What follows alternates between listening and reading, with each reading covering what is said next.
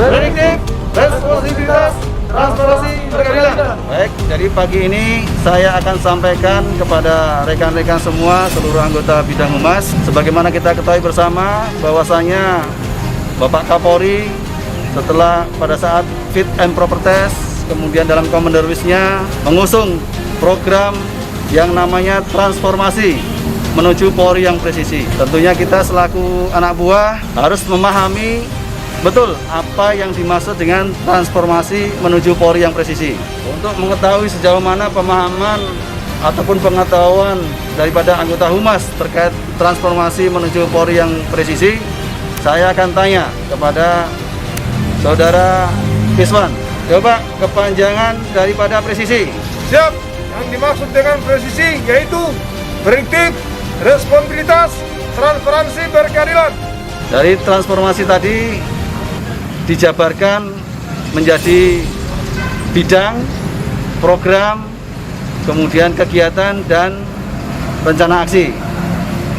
Coba sebutkan penjabaran program daripada transformasi menuju Polri yang presisi. Siap.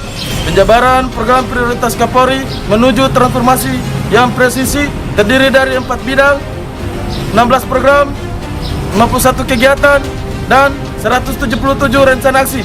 Baik, tadi sudah dijawab oleh Pak Pandi. Untuk diketahui, untuk 4 bidang, ini rekan-rekan semua juga harus tahu. 4 bidang itu adalah, pertama adalah transformasi di bidang organisasi. Kemudian berikutnya adalah transformasi di bidang operasional. Yang ketiga adalah transformasi di bidang pelayanan publik. Dan yang keempat adalah transformasi di bidang pengawasan. Untuk yang 16 program, saya minta nanti berurutan sebutkan satu persatu. Siap. Izin menjawab program prioritas 16 Kapolri. Yang pertama yaitu program penataan kelembagaan. 2. Perubahan sistem dan metode organisasi. 3. Menjadikan SDM Polri yang unggul di era Polis 4.0. 4. Perubahan teknologi kepolisian modern di era Polis 4.0. Siap. Pemantapan kinerja pemeliharaan Kamtimas. Siap. 6. Peningkatan kinerja penegakan hukum. 7. Pemantapan dukungan Polri dalam penanganan COVID-19. Siap. 8. Pemulihan ekonomi nasional. 9. Menjamin keamanan program prioritas nasional. 10.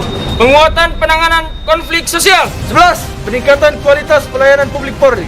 12. Mewujudkan pelayanan publik Polri yang terintegrasi. 13. Pemantapan komunikasi publik. Pengawasan pimpinan terhadap setiap kegiatan. 15. Penguatan fungsi pengawasan. 16. Pembentukan sistem pengawasan oleh masyarakat.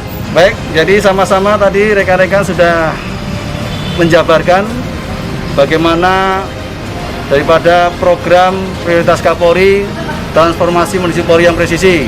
Kita tutup. Wabillahi taufiq wal hidayah. Wassalamualaikum warahmatullahi wabarakatuh.